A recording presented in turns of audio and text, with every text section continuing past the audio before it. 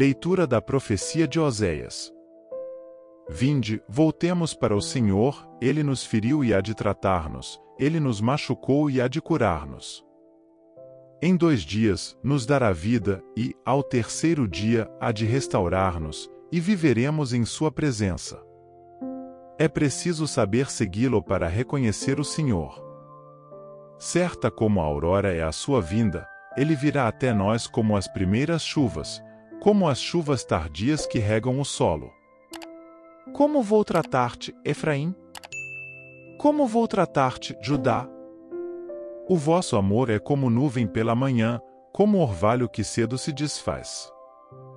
Eu os desbastei por meio dos profetas, arrasei-os com as palavras de minha boca, mas, como luz, expandem-se meus juízos. Quero amor, e não sacrifícios, conhecimento de Deus, mais do que holocaustos.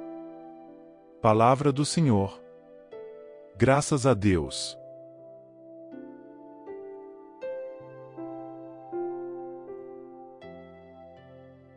Proclamação do Evangelho de Jesus Cristo segundo São Lucas.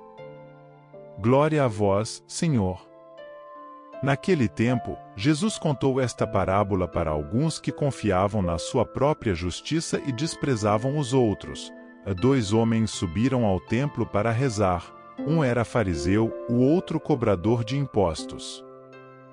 O fariseu, de pé, rezava assim em seu íntimo: Ó Deus, eu te agradeço porque não sou como os outros homens, ladrões, desonestos, adúlteros, nem como este cobrador de impostos.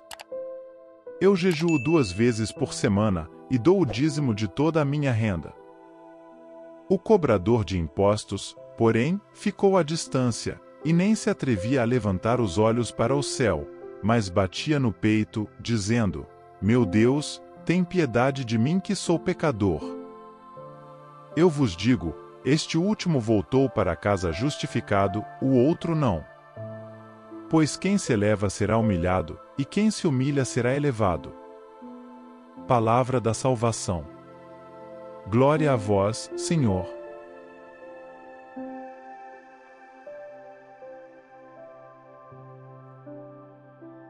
Queridos irmãos e irmãs em Cristo, que a paz do Senhor esteja convosco.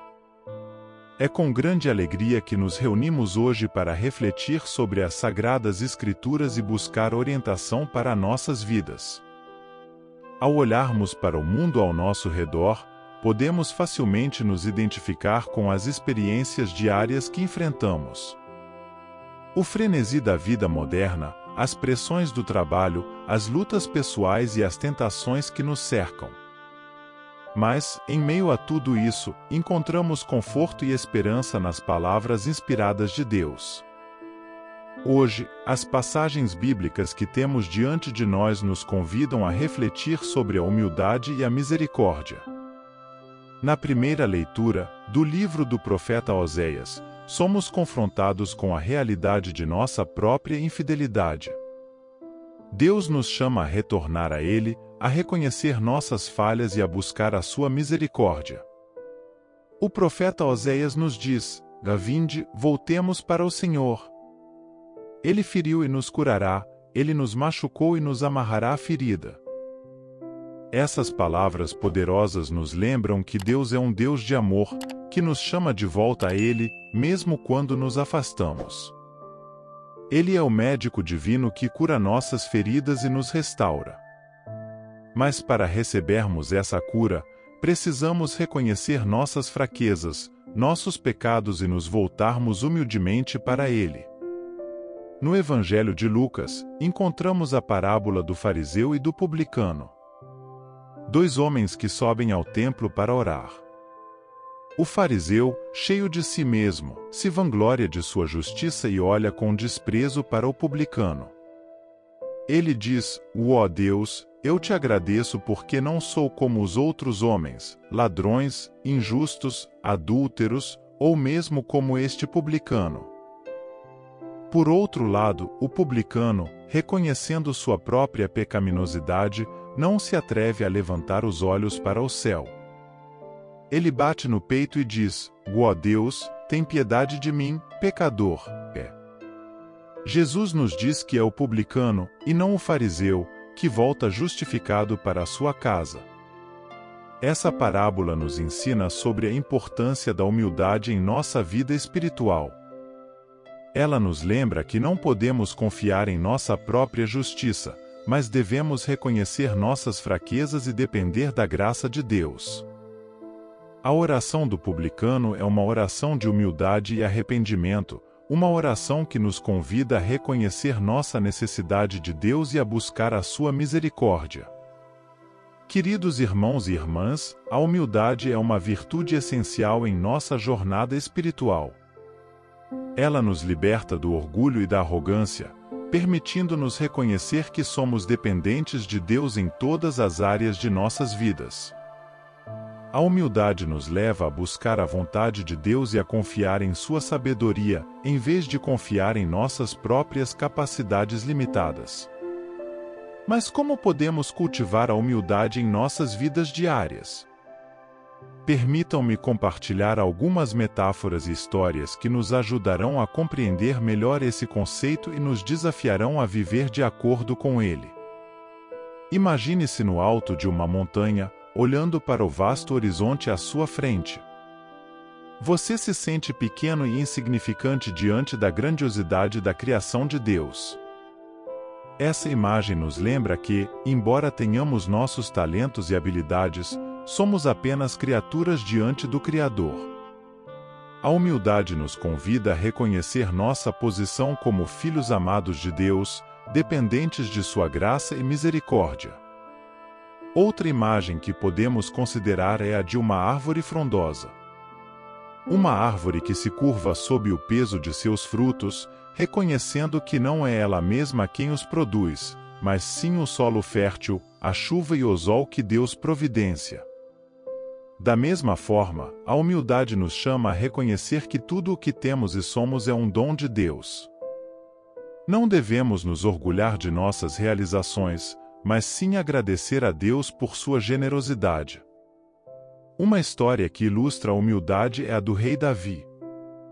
Mesmo sendo ungido como rei de Israel, ele nunca perdeu de vista sua dependência de Deus. Em muitos salmos, vemos Davi se humilhando diante do Senhor, reconhecendo sua pequenez e buscando a orientação divina. Ele sabia que sua força vinha de Deus e não de si mesmo. Outra história poderosa é a do apóstolo Paulo. Antes de sua conversão, Paulo era um fariseu, cheio de orgulho e zelo por sua própria justiça. Mas quando encontrou Cristo no caminho para Damasco, sua vida foi transformada. Paulo se tornou um exemplo de humildade, reconhecendo que tudo o que ele era e fazia vinha da graça de Deus. Ele escreveu: Mas ele me disse, minha graça é suficiente para você, pois meu poder se aperfeiçoa na fraqueza. Portanto, eu me gloriarei ainda mais alegremente em minhas fraquezas, para que o poder de Cristo repouse em mim. Queridos irmãos e irmãs, essas histórias e imagens nos ajudam a compreender a importância da humildade em nossa vida espiritual. Mas como podemos aplicar esses princípios em nossas vidas diárias? Uma maneira é através da prática da oração. A oração nos coloca diante de Deus em humildade e submissão, reconhecendo que Ele é o soberano de nossas vidas. Ao orar, devemos lembrar-nos de que não somos nós que controlamos o mundo, mas Deus. Devemos buscar a sua vontade e confiar em sua sabedoria. Outra maneira é através do serviço aos outros. Jesus nos deu o exemplo supremo de humildade ao lavar os pés de seus discípulos. Ele nos ensinou que o maior entre nós é aquele que se coloca a serviço dos outros.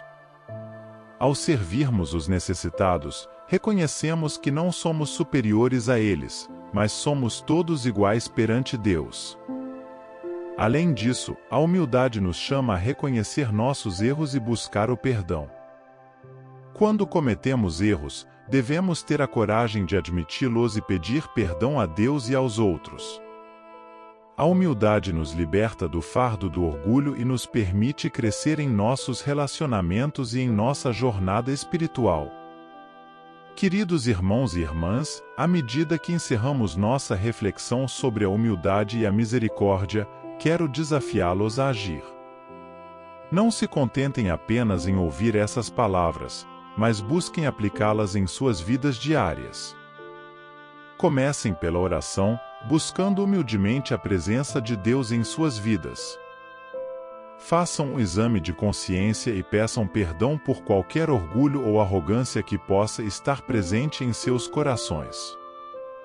Busquem oportunidades de servir aos outros, especialmente aos mais necessitados.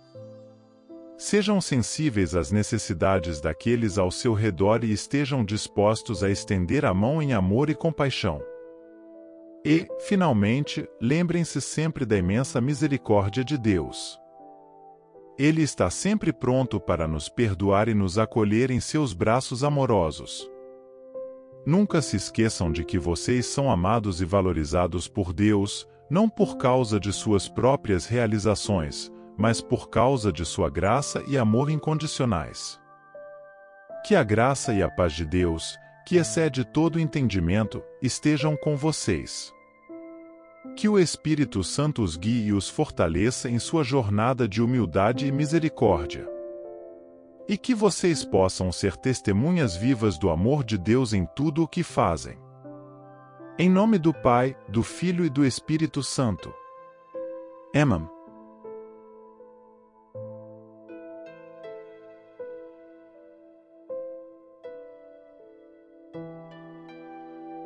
São Miguel Arcanjo, defendei-nos no combate.